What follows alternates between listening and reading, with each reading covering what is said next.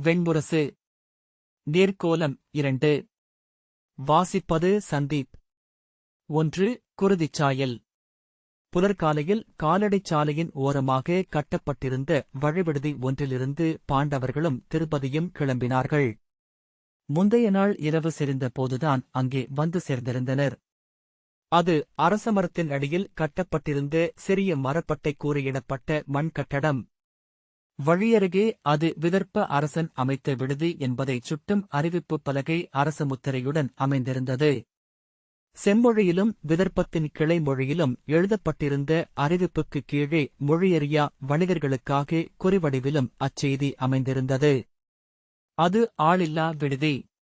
உயரமற்ற சோர்ந்த மரங்களும் முட்புதர்களும் மண்டிய காட்டை வகுந்து சென்ற வண்டிப்பாதையில் ஒரு பொழுதுக்குள் அணையும்படி அரசன் அமைத்த பெருவிடுதிகள் இருந்தன. அங்கே 100 பேர் வரை படுக்கும்படி பெரிய கொட்டகைகளும் காளைகளையும் குதிரைகளையும் இளைப்பாற்றி நீர்காட்டும் தொட்டிகளும் அவற்றை கட்ட நிழல் பந்தலும் அமைக்கப்பட்டிருந்தன. சில விடுதிகளில் 10 அடுமனையாளர்கள் வரை இருந்தனர். எப்போதும் உணவுப் புகை கூரை மேலெழுந்து விடுதியின் கொடி என நின்றிருந்தது. பறவைகள் கூடணைந்த மரம் போல அவ்விடுதிகள் ஒலி எழுப்பிக் கொண்டிருந்தன. பிரிந்து விலகிய சிறிய கிளைப்பாதைகளில்தான் பேணுனர் இல்லாமல் விடுதிகள் மட்டுமே அமைந்திருந்தன. அப்பாதைகளில் பல நாட்களுக்கு ஒருமுறையே எவரேனும் சென்றனர். பாண்டவர்கள் பெரும்பாலும் பெருஞ்சாலைகளை தவிர்த்து கிளைப்பாதைகளிலேயே நடந்தார்கள். தொலைவிலேயே உயர்மரம் ஏறி நோக்கி பெருஞ்சாலையில் எவருமில்லை என்பதை பீமன் உறுதி செய்த பின்னரே அவற்றில் நடக்கத் தலைப்பட்டனர். கிளைச்சாலைகளிலும் காலடிகளைத் தேர்ந்து வழிச்செலவினர் இருக்கிறார்களா என்பதை பீமன் அறிந்தான். எவரையும் சந்திப்பதை அவர்கள் தவிர்த்தனர். அவர்களை சொல்லினூடாக அறிந்தவர்களே ஆரியவர்த்தமெங்கும் இருந்தனர். அனைவரிடமிருந்தும் விலகிவிட வேண்டுமென்று தருமன் ஆணையிட்டிருந்தார். நானிலம் போற்றும் புகழ் என்று சூதர் சொல்லலாம். தெய்வங்களின் புகழை விடவும் பெரியது இப்புவி. நாம் எவரென்றே அறியாத மானுடர் வாழும் நிலங்களை அடைவோம். எளியவர்களாக அங்கிருப்போம். அது மீண்டுமொரு பிறப்பு என்று நமக்கு அறிவை அளிப்பதாகட்டும். இமயமலைச்சாரலில் இருந்து அவர்கள் கிளம்பி 6 மாதங்கள் கடந்துவிட்டிருந்தன. மலையிலிருந்து திரிகர்த்த நாட்டின் நிகர்நிலத்துக்கு இறங்கினர். திரிகர்த்த நாட்டின் பெரும்பகுதி கால்தொடா காடுகளாகவே இருந்தமையால் அவர்கள் விழிமுன் நிற்காமல் அதைக் கடந்து உத்தர குறுநாட்டுக்குள் வர முடிந்தது. அங்கே விரிந்த மேய்ச்சல் நிலங்களில் கன்றுகள் பகலெல்லாம் கழுத்துமணி ஒலிக்க மேய்ந்தன. ஆயர்களின் குழலோசை காட்டின் சீவடிகளின் ஒலியுடன் இணைந்து கேட்டுக் கொண்டிருந்தது. மணியோசைகள் பெருகி ஒழுகத் தொடங்குகையில் கன்றுகள் குடிதிரும்புகின்றன என்று உணர்ந்து அதன் பின்னர் நடக்கத் தொடங்கினர். இருளுக்குள் சிற்றூர்களை கடந்து சென்றனர். வீமன் மட்டும் கரிய கம்பளி ஆடையால் உடலை மூடி மரவொரியை தலையில் சுற்றிக்கட்டி ஊர்களுக்குள் நுழைந்து சுடலை சிவனெறியன். மானுட முகம் நோக்கா நோன்புள்ளவன். என்னுடன் வந்த 5 ஊரெல்லைக்கு வெளியே நின்றுள்ளனர். கொடை அளித்து எங்கள் வாழ்த்துக்களைப் பெறுக. இவ்வூரைச் சூழ்ந்த கலி அகல்க. களஞ்சியங்களும் கருவயிறுகளும் கன்றுகளும் பொலிக. சிவமெய்யாம், ஆம் சிவமெய்யாம் என்று கூவினான். அவன் 2வது சுற்று வரும்போது வீடுகளுக்கு முன்னால் அரிசியும் பருப்பும் வெல்லமும் வைக்கப்பட்டிருந்தன. அவன் அவற்றை தன் மூங்கில் கூடையில் கொட்டி எடுத்துக்கொண்டு திரும்பி வந்தான். இரவில் காட்டுக்குள் அனல் மூட்டி அவற்றை சமைத்து உண்டு சுனைநீர் அருந்தினர். பகல் முழுவதும் சோலை புதர்களுக்குள் ஓய்வெடுத்தனர். இரவு விலங்குகள் அனைத்தையும் விழியொடு விழி நோக்கப் பழகினர். பகலொளி விழிகூசலாயிற்று. அயோத்தியை அடைந்தபோது அவர்களின் தோற்றமும் கடுநோன்பு கொள்ளும் சிவநெறியர்களைப் போலவே ஆகிவிட்டிருந்தது. சிவநெறியர்களுடன் சேர்வது பின்னர் எளிதாயிற்று. எவரென்று எவரையும் உசாவாது தானொன்றே ஆகி தன்னை கொண்டு செல்லும் தகைமை கொண்டிருந்த சிவநெறியர்களுடன் எவராலும் நோக்கப்படாமல் செல்ல அவர்களால் இயன்றது. கங்கை கரையோரமாக காசியை அடைந்தனர். கங்கைக்கரை காடுகளில் சிவநெறியினரின் சிறு குடில்களில் தங்கி மேலும் சென்றனர். கங்கையைக் கடந்து சேதி நாட்டை அடைந்தபோது மற்றொரு ஊரு கொண்டனர். சடை கொண்ட குழலும் தாடியும் கொண்டு மரவொரியாடை அணிந்து கோலும் வில்லும் தோல்பையும் கொண்டு நடக்கும் அவர்களை எவரும் அறிந்திருக்கவில்லை. மேகலகிரி அருகே மலைப்பாதையை கடந்து விந்திய மலைச்சாரலை அடைந்தபோது மீண்டும் மானுடரில்லா காட்டுக்குள் நுழைந்தனர். விந்திய மலையின் பன்னிரு மடிப்புகளை ஏறி இறங்கி மீண்டும் ஏறிக் கடந்து குண்டினபுரிக்குச் செல்லும் வணிகப் பாதையில் ஒரு மானுடரைக் கூட முகம் கொள்ளாமல் அவர்களால் செல்ல முடிந்தது. கோடைக்காலமாதலால் விந்திய மலைகளின் காடுகள் கிளை சோர்ந்து இலையுதிர்த்து நின்றன. காற்றில் புழுதி நிறைந்திருந்தது. குரங்குகளின் ஒலியைக் கொண்டே நீரூற்றுகள் இருக்குமிடத்தை உய்த்தறிய முடிந்தது. கனிகளும் கிழங்குகளும் அரிதாகவே கிடைத்தன. எதிர்ப்படும் விலங்குகளெல்லாம் விலாவிலம்பு தெரிய மெலிந்து பழுத்த கண்களும் உலர்ந்த வாயுமாக பெருஞ்சீற்றம் கொண்டிருந்தன. பன்றிகள் கிளறியிட்ட மண்ணை முயல்கள் மேலும் கிளறிக் கொண்டிருந்தன. யானைகளின் விலாவெலும்புகளை அப்போதுதான் தருமன் பார்த்தார். நீரின்றியமையாது அறம் என்று தனக்குள் என முணுமுணுத்துக் கொண்டார். விடுதியின் முகப்பில் சுவரில் எழுதப்பட்டிருந்த சொற்களைக் கொண்டு தாழ்கோல் இருக்கும் கூரை மடிப்பை அறிந்து அதை எடுத்து பீமன் கதவை திறந்தான். நெடுநாட்களாக பூட்டிக் கிடந்தமையால் உள்ளிருந்த காற்று இறந்து மட்கிக் கொண்டிருந்தது. பின்கதவையும் சாளரங்களையும் திறந்தபோது புதுக்காற்று உள்ளே வர குடில் நீள்மூச்சுவிட்டு உயிர் படைந்தது. அருகே கிணறு இருப்பதைக் கண்ட பீமன் வெளியே சென்று அதற்குள் எட்டிப் பார்த்தான். ரீப்ரீப் என ஒலி கேட்க மரங்களில் குரங்குகள் அமர்ந்திருப்பதைக் கண்டான்.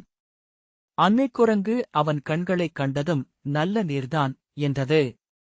ஆம் என்றான் பீமன். நீ எங்களவனா என்றாள் அன்னை. ஆம் அன்னையே என்றான் பீமன். அப்பால் நின்றிருந்த ஈச்சை மரத்திலிருந்து ஓலை வெட்டி இறுக்கிப் பின்னி தோண்டி செய்தான். ஈச்சை நாராலான கயிற்றில் அதைக் கட்டி இறக்கி நீரை அள்ளினான். குரங்குகள் குட்டிகளுடன் அவனருகே வந்து குழுமின. நான் நீர் அருந்துவேன் என்றபடி ஒரு குட்டி பிசிறி நின்ற தலையுடன் பாய்ந்து வர இன்னொன்று அதன் வாலைப் பற்றி இழுத்தது. அதனிடம் அப்பால் போ என்றது தாட்டான் குரங்கு. நீ எப்படி இப்படி பெரியவனாக ஆனாய் என்று பீமனிடம் கேட்டது. பீமன் புன்னகையுடன் நீரை அதற்கு ஊற்ற அது குழந்தைகளுக்குக் கொடு என்றது. பீமன் இலைத் தொன்னைகள் செய்து அதில் நீரூற்றி வைத்தான். குட்டிகள் முட்டி மோதி அதை அருந்தின. அன்னையரும் அருகே வந்து நீர் அருந்தத் தொடங்கின. அப்பால் இலந்தை மரத்தடியில் அமர்ந்திருந்த ஐவரும் அதை நோக்கிக் கொண்டிருந்தார்கள். பீமன் நீரை தொன்னையில் கொண்டு சென்று தருமனுக்கு அளித்தான். பெருங்குரங்கு இன்னமும் அருந்தவில்லை என்றார் தருமன். குடி அருந்திய பின்னரே அது அருந்தும் என்றான் பீமன். அவன் அருந்தட்டும். இக்காட்டின் அரசன் அவன். அவன் மண்ணுக்கு நாம் விருந்தினர். முறைமைகள் மீறப்பட வேண்டியதில்லை என்றார் தருமன். தாட்டான் குரங்கும் நீர் அருந்திய பின்னரே தருமன் நீரை கையில் வாங்கினார். மும்முறை நீர் தொட்டு சொட்டி முந்தையோரே உங்களுக்கு என்றபின் அருந்தினார். ஒரு மிடறு குடித்தபின் திருப்பதிக்கு கொடுத்தார். அவள் அதை வாங்கி ஆவலுடன் குடிக்கத் தொடங்கினாள். பாண்டவர்கள் நால்வரும் நீர் அருந்திய பின்னர் பீமன் நீரை அள்ளி நேரடியாகவே வாய்க்குள் விட்டுக் கொண்டான். கடக்கடக் என்னும் ஒலியை குரங்குகள் ஆவலுடன் நோக்கின. இன்னொரு முறை காட்டுங்கள் என குட்டி ஒன்று ஆர்வத்துடன் அருகே வந்து கோரியது. பீமன் அதன்மேல் நீரைச் சுட்டி புன்னகை செய்தான். நீரை அள்ளித் தெளித்ததும் குடில் புத்துணர்ச்சி கொண்டது. பின்னரைக்குள் உரிகளில் அரிசியும் பருப்பும் உப்பும் உலர்காய்களும் இருந்தன. கலங்களை எடுத்து வைத்து நீர் கொண்டு வந்து ஊற்றினான் பீமன். மூங்கில் பெட்டிகளில் மரவுரிகளும் ஈச்சைப்பாய்களும் இருந்தன. அவற்றைக் கொண்டு வந்து விரித்ததும் தருமன் அமர்ந்தார். நகுலனும் சகதேவனும் மல்லாந்து படுக்க வாயிலருகே சுவர் சாய்ந்து அமர்ந்த அர்ஜுனன் மடியில் வில்லை வைத்துக் கொண்டான். வெளியே ஓசை எழுந்தது. பீமன் அங்கே 4 யானைகள் வந்து நின்றிருப்பதைக் கண்டான். நீர் போதுமான அளவுக்கு உள்ளதா மந்தா என்றார் தருமன். அருந்துவதற்கு போதும் என்றான் பீமன். அருந்தும் நீரில் குளிக்கலாகாது என்று சொன்னபின் தருமன் விழிகளை மூடிக்கொண்டார். திருப்பதி உரைகல்லை உரசி அனலெழுப்பி அடுப்பை பற்ற வைத்தாள். பானையில் நீரூற்றி உலையிட்டாள். அடுமனைப்புகை அதை இல்லமென்றே ஆக்கும் விந்தையை பீமன் எண்ணிக்கொண்டான். நெடுநாட்களாக அவர்கள் அங்கே தங்கியிருப்பதைப் போல உளமயக்கெழுந்தது. வெளியே சென்று நிலத்திலிருந்த பள்ளமான பகுதியை தெரிந்து அங்கே குழி ஒன்றை எடுத்தான். அதன்மேல் இலைகளையும் பாளைகளையும் நெருக்கமாக பரப்பி அது அழுந்திப் படியும் பொருட்டு கற்களை பரப்பி மண்ணிட்டு மூடிய பின் அதன்மேல் கிணற்று நீரை அள்ளி நிறைத்தான். யானைகள் துதிக்கையால் நீரை அள்ளி வாய்க்குள் சீறல் ஒலியுடன் செலுத்தி நீள்மூச்சுவிட்டு அருந்தின. நீர்ச்சுவையில் அவற்றின் காதுகள் நிலைத்து நிலைத்து வீசின. அடுமனையிலிருந்து திருபதி எட்டிப் பார்த்து, உணவு, இளையவரே என்று சொல்லும் வரை அவன் நீர் இறைத்துக் கொண்டிருந்தான். பாண்டவர்கள் உள்ளே உணவுண்டு கொண்டிருந்தனர். அவனுக்கு அடுமனையிலேயே தனியாக இலைகளைப் பரப்பி உணவை குவித்திருந்தாள். அவன் அமர்ந்ததுமே குரங்குகள் வந்து சூழ்ந்து கொண்டன. குழந்தைகளுக்கு மட்டும் போதும் என்று தாட்டான் ஆணையிட்டது. குட்டிகள் வந்து பீமனைச் சூழ்ந்து அமர்ந்து சோற்றில் கைவைக்க முயன்று வெப்பத்தை உணர்ந்து முகம் சுளித்தன. ஒன்று சினத்துடன் பீமனின் காலை கடித்தது. ஒரு பெண்குட்டி பீமனின் மடியில் ஏறி சாதுவாக அமர்ந்து கொண்டிருந்தது.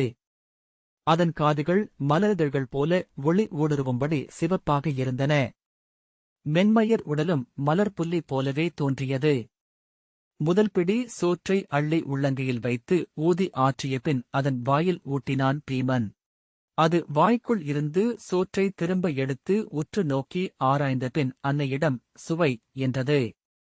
அன்னை பற்களைக் காட்டி உண் என்றது. தந்தையே தந்தையே என்று அழைத்த குட்டிக் குரங்கு ஒன்று அவன் தாடையை பிடித்து திருப்பி, நான் மரங்களில் ஏறும்போது என்றது. இன்னொரு குட்டி, இவன் கீழே விழுந்தான் என்றது. போடா என்று முதல் குட்டி அவனை கடிக்கப் போக இருவரும் வாலை விடைத்தபடி பாய்ந்து குடிலின் கூரை மேல் தொற்றி ஏறிக்கொண்டார்கள். நீங்கள் குறைவாகவே உண்கிறீர்கள் இளையவரே என்றாள் திருபதி. எனக்கு இது போதும். நான் நாளை ஏதேனும் ஊனுணவை உண்டு நிகர் செய்கிறேன். சுற்றத்துடன் உண்ட நாள் அமைந்து நெடுங்காலமாகிறது என்றான் பீமன். திருபதி சிரித்து, அன்னையருக்கும் பசி இருக்கிறது. நீங்கள் வற்புறுத்த வேண்டுமென விழைகிறார்கள் என்றாள்.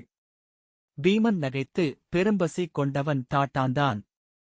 தனக்கு பசியையே தெரியாது என்று நடிக்கிறான் என்றான். இருட்டு வந்து சூழ்ந்து கொண்டது. காட்டின் சீவடு ஒலி செவிகளை நிறைத்தது. குரங்குகள் அவர்களின் குடிலைச் சுற்றியே அமர்ந்து கொண்டன. பீமன் திண்ணையிலேயே வெறுந்தரையில் படுத்து துயில் கொண்டான். அவனருகே இரு குட்டிக் குரங்குகள் படுத்தன. நான் என்று 4-5 குட்டிகள் அதற்காக சண்டையிட்டன. சரி, எல்லாரும் என்றான் பீமன். அவன் மார்பின்மேல் அந்த பெண்குட்டி குப்புற படுத்துக் கொண்டது. அதைக் கண்டு மேலுமிரு குரங்குகள் அதனருகே தொற்றி ஏற அது பெருஞ்சினத்துடன் எழுந்து பற்களைக் காட்டி சீறியது. ஏறியவை இறங்கிக் கொண்டன. நகுலன் நகைத்து, எல்லா குடிகளிலும் தேவயானிகள் பிறக்கிறார்கள் என்றான். அப்பால் அதை நோக்கிக் கொண்டிருந்த தருமன், நம் மைந்தர் நலமுடன் இருக்கிறார்களா நகுலா என்றார். ஆம் மூத்தவரே. திரிகர்த்த நாட்டில்தான் இறுதியாக செய்தி வந்தது என்றான். சகதேவன் அபிமன்யு வில்லுடன் வங்கம் கடந்து சென்றிருக்கிறான். உடன் சதானேகனும் சுதசோமனும் சென்றிருக்கிறார்கள். பிரதிவிந்தியன் நூல் நவில்வதற்காக துரோணரின் குறுநிலையில் இருக்கிறான். சுருதகீர்த்தியும் சுருதகர்மனும் அவனுடன் உள்ளனர் என்றான். தருமன் பெருமூச்சு விட்டபடி நலம் திகழ்க என வாழ்த்தினார். அவர்கள் துயிலத் தொடங்கினர். இருளுக்குள் தருமனின் நீள்மூச்சு ஒலித்தது. பின்னர் நகுலனும் சகதேவனும் நீள்மூச்செறிந்தனர். இருளுக்குள் மூச்செறிந்து மார்பில் கிடந்து துயில் கொண்டிருந்த பைதலை மெல்ல அணைத்தபடி ஒருக்களித்த பீமன் மீண்டும் அவர்களின் நீள்மூச்சுகளைக் கேட்டான். அவர்கள் மூச்செறிந்தபடி புரண்டு புரண்டு படுத்துக் கொண்டிருந்தார்கள். பீமன் அர்ஜுனனின் பெருமூச்சு கேட்கிறதா என்று செவிகூர்ந்தான்.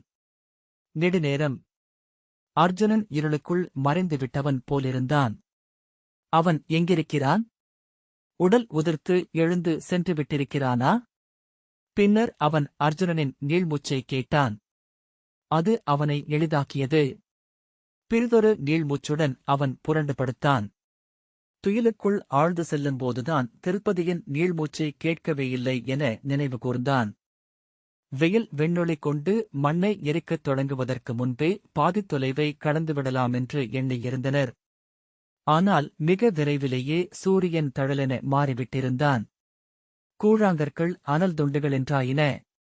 மணல் பரப்புகள் வறுபட்டவை என கொதித்தன.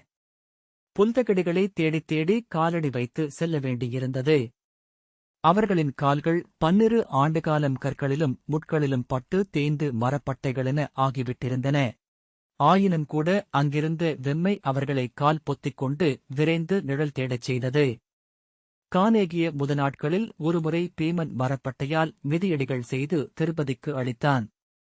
கூர்கற்களில் கால்பட்டு கண்ணீர் மல்கி நின்றிருக்கும் திருப்பதியைக் கண்டு அவன் அவளை பல இடங்களில் சுமந்து கொண்டு வந்திருந்தான். கொல்லைப்பக்கம் கலம் கழுவிக் கொண்டிருந்த அவள் முகம் மலர்ந்து அதை வாங்கி, நன்று, இவ்வெண்ணம் எனக்கு தோன்றவேயில்லை என்றாள். அப்பால் விறகுகளை வெட்டிக் கொண்டிருந்த நகுலன் கோடரியை தாழ்த்தி புன்னகை செய்தான்.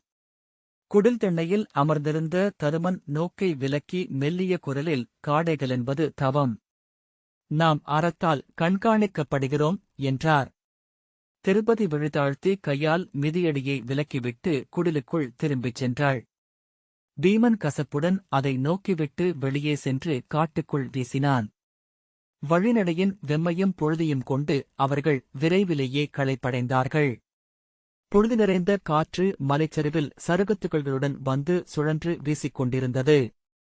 அவர்களின் குழல்கள் புழுதி பரவி வறண்டு நாற்போலிருந்தன. வியர்வை வழிந்து உடல்களுடன் களைப்பால் நீள்மூச்சு விட்டு அவ்வப்போது நிழல் தேடி நின்றும் பொழுதடைவதைக் கண்டு எச்சரிக்கை கொண்டு மீண்டும் தொடங்கியும் அவர்கள் சென்றனர். திருப்பதி தன் மரவுரியாடையின் நுனியை எடுத்து தலைக்குமேல் போட்டு முகத்தை மூடி புழுதிக்காற்றை தவிர்த்தாள். சூழ்ந்திருந்த காடும் அப்பால் தெரிந்த மலைகளும் நோக்கிலிருந்து மறைந்து கால் கீழே நிலத்தில் ஒரு வாழ்பட்டு காய்ந்த நீள் வடு எனத் தெரிந்த மண்சாலையை மட்டுமே அவளால் பார்க்க முடிந்தது. அதில் விழுந்து எழுந்து விழுந்து சென்ற பீமனின் காலடிகள் மட்டுமே அசைவெனத் தெரிந்தன. ஓயாது பேசும் வாய் ஒன்றின் நா என அவ்வசைவு. வருக வருக என அழைக்கும் கைபோல. நினைத்து நினைத்து நெடுங்காலமாகி நினைப்பொழிந்த உள்ளம் எளிதில் வாய்த்தது அவளுக்கு. நெடுவழி நடக்கும்போது ஒரு சொல்லும் அவர்கள் பேசிக்கொள்ளவில்லை. நிழலை அடைந்ததும் திருப்பதி தோல்பையிலிருந்து நீரை வாய்ப்பொருத்தி அருந்திவிட்டு விருந்தரையிலேயே உடல் சாய்த்து படுத்துக் கொண்டாள். நடக்கையில் வியர்வை பொழுதியைக் கரைத்தபடி முதுகில் வழிந்தது. புருவங்களில் தேங்கி பின் துளித்துச் சொட்டி வாயை அடைந்து ஒப்புக் கரித்தது. நிழலில் அமர்ந்தாலும் நெடுநேரம் உடல் வெம்மை தணியவில்லை. இளங்காற்றும் வெப்பம் கொண்டிருந்தது. அமர்ந்தபின் மேலும் வியர்வை எழுவதாகத் தோன்றியது. பின்னர் உடல் குளிர்ந்தபோது கண்கள் மெல்ல சொக்கி துயிலில் ஆழ்ந்தன. எழுந்தபோது புழுதியும் வியர்வையின் உப்புமாக உடலில் ஒட்டியது. அவளைச் சூழ்ந்து பாண்டவர்கள் ஒருவர் முகத்தை ஒருவர் நோக்காமல் அமர்ந்திருந்தனர். நீரை அருந்துகையில் மட்டும் விழிகள் தொட்டன. அவ்வப்போது எவரேனும் அசைகையில் பிறர் திரும்பிப் பார்த்தார்கள். பிறர் முகங்கள் தோல்கருகி உதடுகள் உலர்ந்து புல்லின் வேர்த்தொகை போல தாடியும் மீசையும் சலிப்புற்ற கண்களுமாக தெரிவதைக் கண்டு தங்கள் உருவத்தை உணர்ந்து கொண்டார்கள். கிளம்பும் முடிவை எப்போதும் தருமன்தான் எடுத்தார். அவர் எழுந்ததும் பீமன் தன் கைகளை விரித்து சோம்பல் முறித்தபின் நீர் நிறைந்த தோல் பையையும் உணவும் ஆடைகளும் கொண்ட பையையும் தோளிலேற்றிக் கொண்டான். அர்ஜுனன் நோக்கு மட்டுமாக மாறிவிட்டிருந்தான்.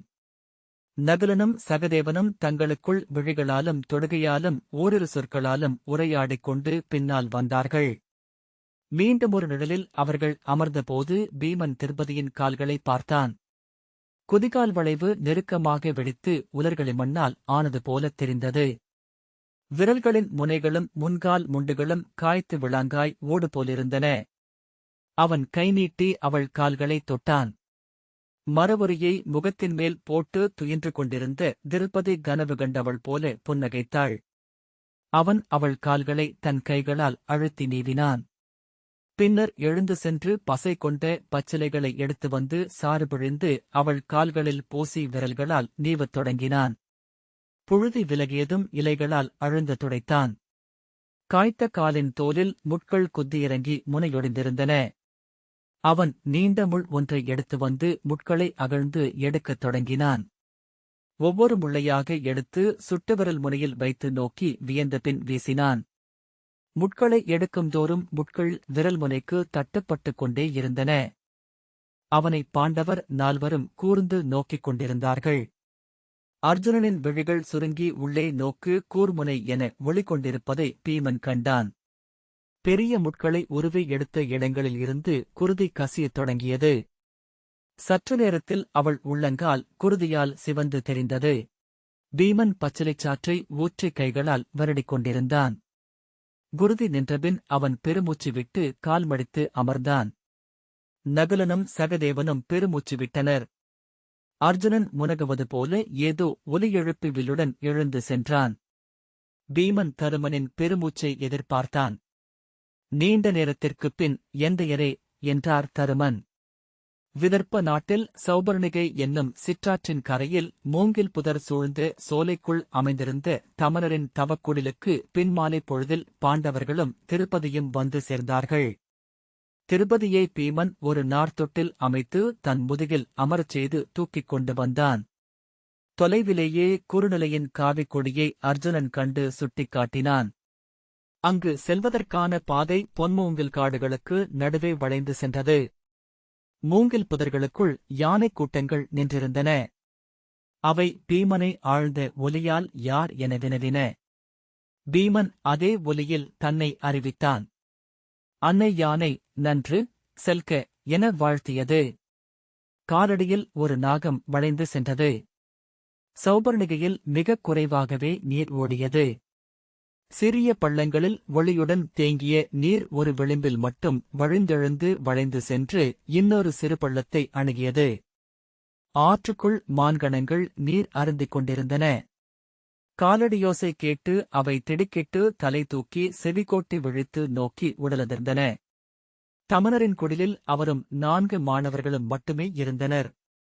அவர்கள் சென்ற பொழுதில் தமனர் மாணவர்களுடன் மரநிழலில் அமர்ந்து இன்சொல்லாடிக் கொண்டிருந்தார். கைகூப்பி அருகணைந்து தருமனைக் கண்டதுமே தமனர் கைகூப்பியபடி எழுந்து அருகே வந்தார். பாண்டவர்களுக்கும் தேவிக்கும் என் சிறு குடிலுக்கு நல்வரவு என்றார். தருமன் முகமன் சொல்லி அவரை வணங்கினார். பீமனின் தோளிலிருந்து இறங்கி நின்ற திருப்பதி நிலையெழுந்து அவன் தோளைப் பற்றிக் கொண்டாள். இங்கு நான் எந்த நல்லமைவையும் தங்களுக்கு அளிக்கவியலாது. கடுநோன்புக்கென்றே இக்காட்டுக்கு வந்தேன் என்றார் தமனர். ஆனால் குளிக்க சௌபர்ணிகையில் நீர் உள்ளது. போதிய உணவும் அளிக்க முடியும். தருமன் சிரித்து அவ்விரண்டும் மட்டுமே இப்புவியில் நாங்கள் விழையும் பேரின்பங்கள் என்றார்.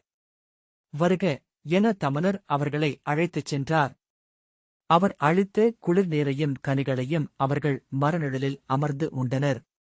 திருப்பதி எழுந்து தமனரின் குடிலருகே சௌபர்ணிகையில் இருந்த ஆழ்ந்த கயத்தை பார்த்தாள். இயல்பாக உருவான மணற்குழி அது. யானை மூழ்கும்படி நீர் உள்ளது அதில். நல்ல ஊற்றுமிருப்பதனால் நீர் ஒழிவதே இல்லை என்றார். திருப்பதி நான் நீராடி நெடுநாட்களாகின்றன என்றாள். நீராடி வருக அரசி என்றார் தமனர். அதற்குள் இங்கே தங்களுக்கு நல்லுணவு சித்தமாக இருக்கும். திருப்பதி நீராடுவதையே மறந்துவிட்டேன் என்று தோன்றுகிறது என்றாள். பீமன் வருக என அவள் கையை பிடித்தான். இன்று நான் உன் நீராட்டரை ஏவலன். அவள் மெல்லிய உதட்டு வளைவால் புன்னகைத்து முன்னால் நடக்க மரவுரிகளை வாங்கிக் கொண்டு பீமன் பின்னால் சென்றான். செல்லும் வழியிலேயே சௌபர்ணிகை நோக்கி ஓடியிறங்கிய சிற்றோடைகளின் கரையிலிருந்து தாழி இலைகளைக் கொய்து தன் கையிலிருந்த மூங்கில் குடலையில் நிறைத்துக் கொண்டே சென்றான். மணல் சரிந்து ஆற்றை நோக்கி இறங்கிய பாதையில் கால் வைத்ததும் திருப்பதி பஞ்சுச் சேக்கை போல என்றாள்.